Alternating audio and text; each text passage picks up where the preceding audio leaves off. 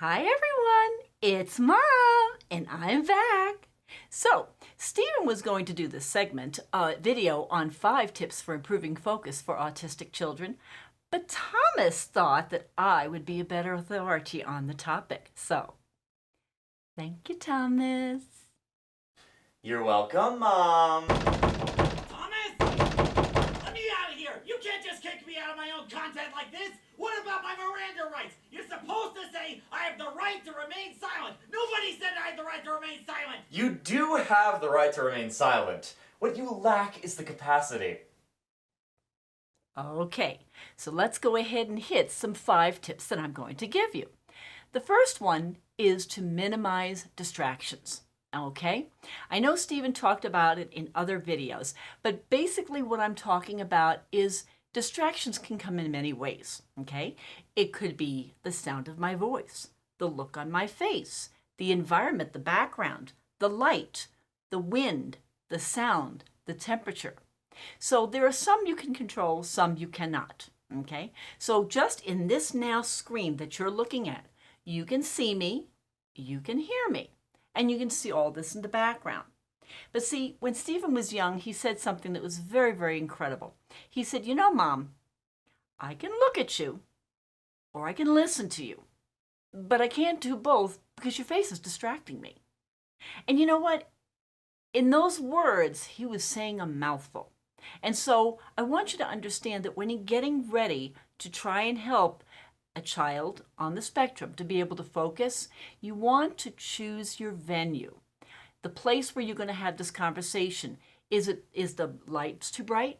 Is the background got too many cartoony or decorations? Is there loud music in the area? Is the what you're sitting on, maybe one of those bouncy balls or something? See, those are all distractions. So you want to go someplace where the child is comfortable and is not having all this extra stimuli thrown at him, because unlike you and I, they can't filter it out. Okay? So that's the first thing. Go ahead and minimize the distractions. The next thing is to focus on the message and how you're going to deliver the message to this child. One of the things you want to be sure of is use the KISS method. Keep it simple. I'll let you figure that, silly. Okay? So you want to have one focus of what you're trying to communicate. You want to be very specific. You want to keep the message short. If you do something that I call message nagging, what happens is you actually create more confusion for the child. Okay? So I want to tell Stephen, so Stephen, after you watch my video and you edit it, would you do me a favor, kind of touch up my makeup a little bit, fix up my hair, make it a little bit more fluffy, okay? Oh, and by the way, these green wings on the chair just doesn't work. Okay, well, what I've done just there is I've actually given 3 separate directions, actually maybe even 4. One is, I said, when you view the video. Number 2, I said, when you edit it. Number 3, I mentioned clean up my makeup, my hair. And number 4, I'm talking about the green wings on the back of the chair. See, my simple message just got complicated because I didn't give him one direction. I gave him 4. And see, for the neurotypical world, we're so used to a flow of information that when someone is starting a message to us, we're used to saying, okay, well, if I'm going to get dressed, that means that I've got to put my socks on, then I got to put my shoes on, then I got to tie my shoes. And see, so we are able to relate all this. But for a child on the spectrum, you're overloading them. Don't do that, okay?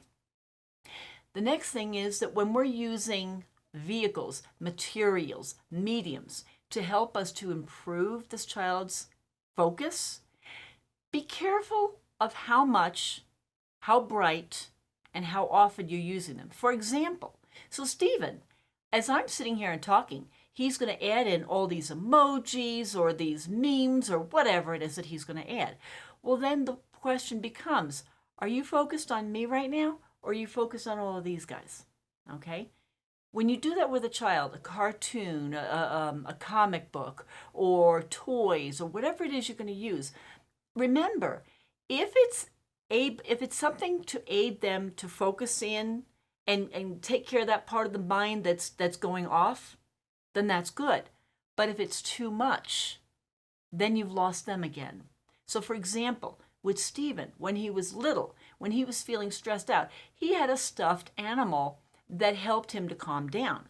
So we would allow him to have that stuffed animal, but if I put him in a room full of lots and lots of stuffed animals, well, then he was so distracted with all the other animals that it wasn't helping him. But Boo Boo Puppy, the one particular one, if he held on to it, that helped him to focus in on what I was saying. Okay? The other thing you want to do is allow or schedule yourself when you're trying to communicate to this child. Allow them break time. So if you know that talking to your child, his or her attention span is about, we'll just choose 10 minutes, okay? When you need to communicate something to your child and you need them to focus and you see they're having a problem, choose your time wisely. So if your child knows that he likes to get up and he likes to watch Barney on television, okay? And you need to communicate to him. Well, first off, if part of his routine is watching Barney at this time, don't choose this time. Wait till Barney's over, okay? Or get to him before he watches the Barney program. And you know you've got 10 minutes, so go ahead and very quickly, directly in front of them, one direction, give them the message, okay? And then after, when you hit that 9-minute mark, give them a break and say, okay, Stephen, I'm going to let you watch the first segment of Barney, and then we'll be back and we'll resume the next part of what we're talking about. While he's watching Barney, please trust and believe he's processing what you gave him, so that when he comes back to your conversation, he's had a chance to process part 1 and now go into part 2. Okay? If during the conversation the child starts doing things like, okay, and while it's not 9 minutes, okay, here's the thing. It may be that his stress level or his anxiety level was already kind of elevated a little bit. Read the body language, read the facial expressions. And if you see your child's ramping up, break earlier, okay? So Stephen, I was talking to you about when you view the video. We'll talk when you finish doing that. Okay, now I'm going to come back, and I know that he's watched the video. Now, Stephen, let's talk about what edits you're going to make into the video. Okay? Now I'm going to let him go and go do that, and then he'll come back and he'll talk with me. So you see how I'm breaking it into little tasks in time windows that he can handle. Okay. The next thing that is so, so important, and I can't over or underestimate this. Children need praise. You know, they look to the adults for approval, for love, for guidance. And it's so important that we do give them the praise, but it's got to be honest praise. It can't be false praise. So you're saying, Ellen, what's the difference? Okay, I'll give you an example. So Stephen's now recorded this video of me. He's watched it, he's edited it, and he's done all these other things to it. But he's only about 16 years old, okay? Now, I can tell him, geez, Stephen, what a great job. Look at that. You did this all by yourself, and I'm so proud of you, and oh my goodness. Did that sound very real to you? Probably won't to them either, okay? But now what I'm going to do is whatever the activity the child was in, so he took his camera out and he took a picture of me. And I'm going to say, wow, Stephen, that was pretty cool. You caught me when I wasn't looking. Oh, well, let's see how that picture comes out. So I gave him a little bit of praise, like, wow, you got me. Okay. And they're going to get excited about that, as children will. And then later on, when we would have developed the film, we see the picture. Now I can go, ooh, that's really blurry. Is that what you wanted? Okay. I'm not really praising him. I'm acknowledging what he did. Okay. So you do want to provide the praise and the critiques, but you want to be real careful, because if every time the child does something, oh, Stephen, you got up this morning, I'm so excited, he's going to think, she's full of prunes, okay? And that's not what you want them. You want to use praise to build their self-esteem, to build their self-confidence, and to build their ability when they go to school and maybe things don't quite pan out the way they expected it. You're going to build their self-esteem and their confidence so that they can say, yep, today didn't work, but tomorrow's coming. I can do this again. And next time I'll do a better job. And then when he does really accomplish something that's great, and then you praise him, wow, Stephen, I can't believe you got honor roll. That is really wonderful. You know, he knew what it took to get there, and you gave him the accolades as he got there. But once he got there, that's when he got the full bonus praise. So, yes, praise your children, but make it real. So let's review real quick. The 5 tips. 1, minimize your distractions, okay? Don't bring them in a room where there's loud music and the lights are blaring and the wind is blowing and there's people in the background. 2, when you give instructions or conversation, keep it simple, silly. Okay? They don't need 12 directions at one time. They don't have that conversation flow. What you want to do is just bring it in to where they can handle it. Okay? Number 3, if you're going to use materials, mediums, emojis, little pictures, whatever it is that you're going to use to help them, a stuffed animal, okay?